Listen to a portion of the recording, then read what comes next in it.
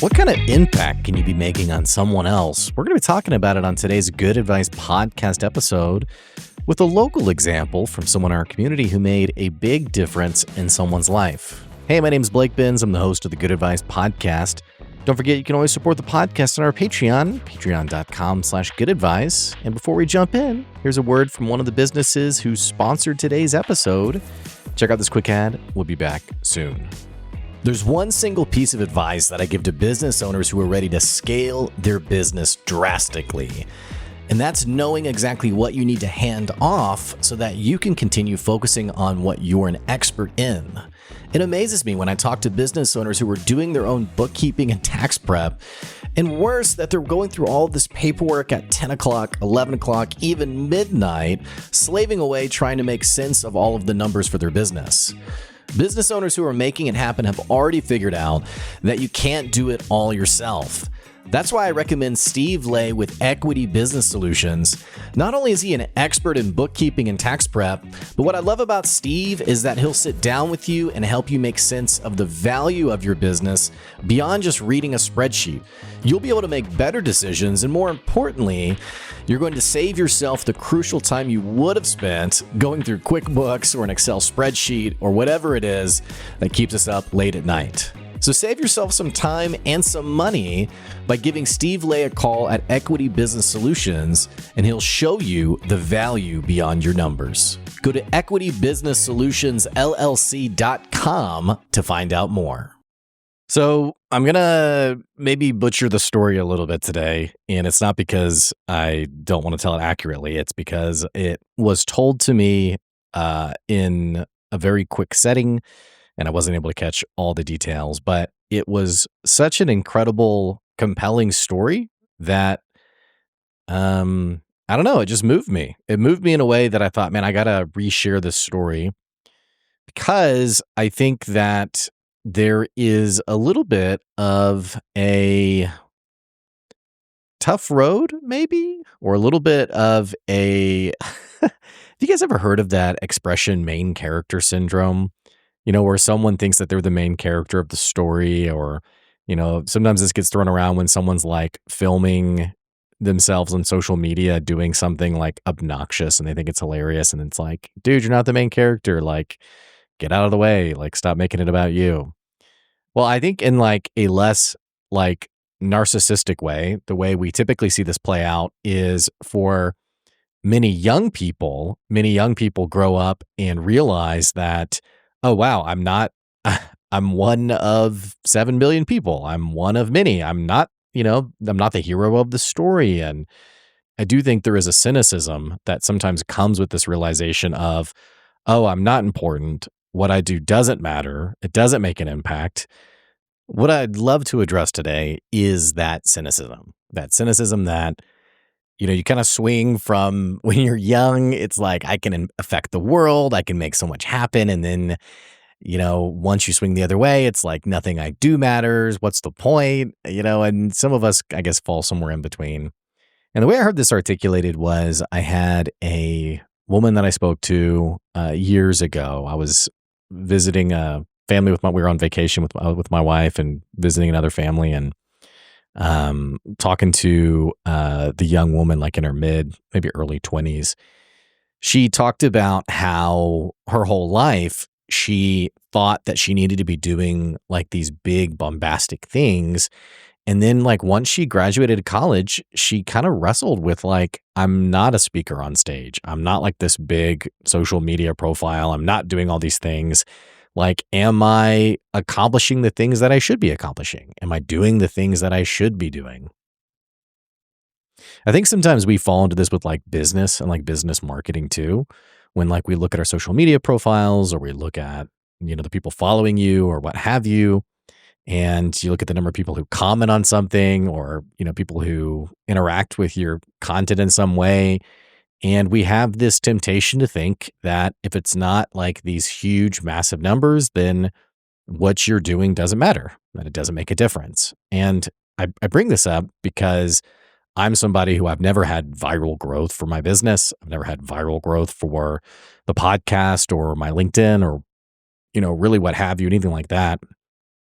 It is definitely the definition of slow and steady, brutally slow in that, I mean, I enjoy like my Tuesday morning group, for example.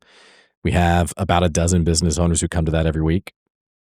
But I remember many Tuesdays where no one came to it.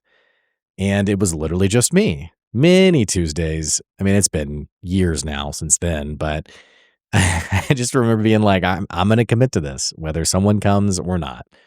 And literally, I mean, I just remember sitting there, sitting at the table, no one there, and feeling like an idiot. And again, I've shared this before. The only thing worse than no one coming is when one person comes, because then you have to explain to that person like why, like, yeah, this is the group. Yeah, you made it. I was waiting on you. You know, it's just you got to make the most of it, right? But you think about, publishing podcast episodes and looking at it. I'm thinking about the early days of the podcast where I publish an episode and it get like 2 downloads or 4 downloads or whatever. Or, posting something on social media and no one even does anything with it. And yeah, there's so many avenues to feel discouraged in the world of impact. And you really don't, you don't need, you don't have to look far to find that discouragement. And like my friend who was, sharing her perspective, it was kind of like, yeah, I thought I'd be making a bigger impact. I feel like as a kid, I was told like I was going to make a big difference. And yet I look at all these other people and I just don't see myself making that difference. Well, if you've ever felt that way, or you've ever felt that way in your business, I want to help you with that today. I want to share some encouragement today. Today at one of the networking groups that I go to one on Friday mornings, try to make every Friday morning. And there is a guy who goes by Mocha Man. His thing is he gives out a small piece of dark chocolate, but when those little like Dove chocolates to people. And it's just like he also like has like all the trail information and volunteers at the veteran the airfield, the museum airfield. I'm totally butchering the name. I apologize. I'm naming this stuff off the top of my head.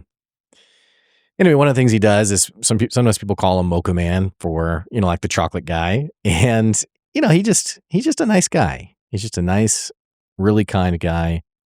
And he gives chocolate to people. So today at our networking event, he gets up and he shares a story. The story totally it really sat with me. He was, I think, at the mall or walking through a store or something, and he gave one of the employees a small piece of chocolate and said, "Hey, here you go. And there's a little message in there for you too." And this is, by the way, when you open like the Dove chocolates, the wrapper has like the printed, message of encouragement or, you're valued, you're loved, whatever. So he gives out this chocolate, he gives it to this person and says, "Hey, there's a small note in there for you, have a good day." And I guess when he gave this out too, there was maybe like a contact number or something attached to it. I'm not totally sure on the details. Well, he shares this story and then he says that later that night, he gets a text message from this number. And it's the person that he gave the chocolate to. And this person says that, "Hey, I so appreciated your chocolate today. I have been looking for a reason to have hope. I've been looking for encouragement. I think they said a few weeks earlier, I tried to kill myself. And tonight I had planned to try again until I got your note. And I just wanted to tell you that it gave me the hope I needed." Now, this is someone who would never, tell a story for accolades or, clout or anything like that. So I believe this story. He tells this story, and I just think, this is someone who does something that doesn't turn a profit. It's not, this guy isn't making millions giving out Dove chocolates. If he did, Dove would be after him. There'd be a cease and desist order. He's not doing anything that makes him a lot of money. He's spending money. He doesn't charge for it. He gives it freely to people. He takes the time and intentionality to notice someone and say, "Hey, here you go. This is for you. This is for your day." The story really sat with me for a little bit. I was driving home and I was thinking about it. And I thought, man, simple gesture, one simple gesture saved a life. It totally impacted someone else's life.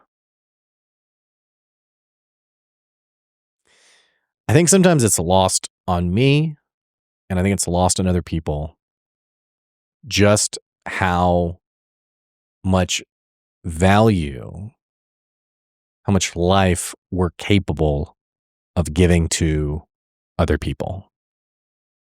I think sometimes that when we think about impact, we think of like big stage like, again, bombastic kinds of things, and we undervalue the very simple conversations. I was having a conversation with a guy who's a friend of a friend and was hanging out. We were together at this place one night, and the mutual friend had to walk away. And I was making just small talk with this guy. And he said, "Yeah, I'm actually, I think he was saying like this past month or the next month or something, he was celebrating 3 years sober." And the reason I mention this is because I think a younger version of me would have just been like, "Oh, okay, cool, man." But I thought, he brought this up, so I want to engage with him. I want to ask him about it, not like in a nosy way, but just like out of a, I don't know. I remember the story of this public speaker shared this story of, oh gosh, I can't remember the full. I think he had been abused or had been had experienced like some serious loss. And he talked about as he told the story, he was crying, and that the people in the audience were like looking away, and like they weren't engaging with him, and almost like they were uncomfortable with his pain. And the way the speaker told the story was like, man, I wish someone had looked me in the eyes. I wish someone had seen me and like really.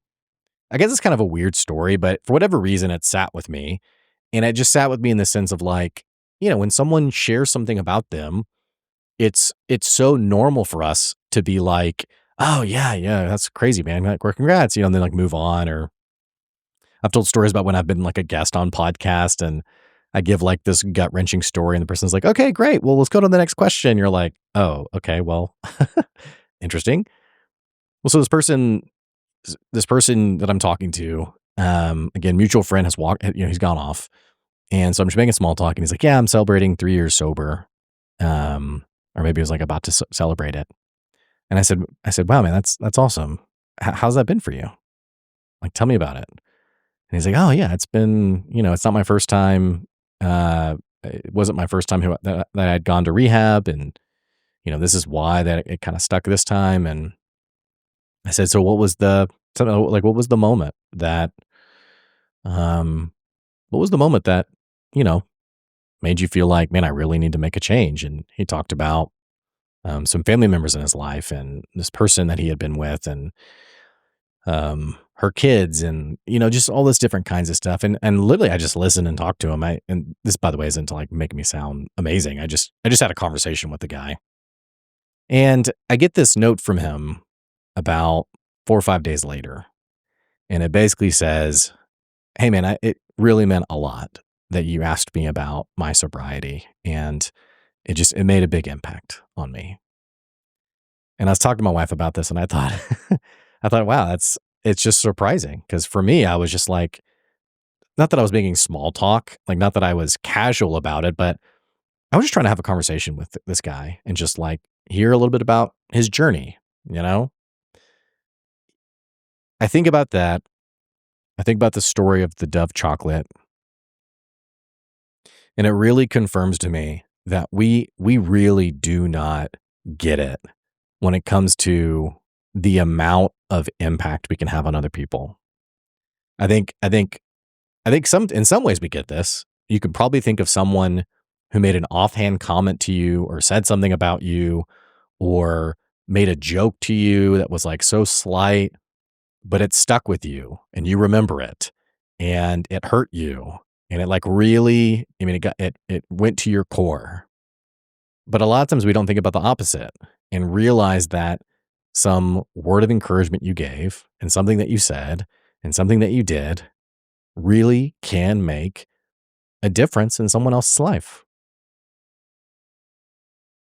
I think about when I was a camp counselor years ago, I'd sometimes run into these kids after they become adults or even with like my former students when I was a teacher, 15 years ago.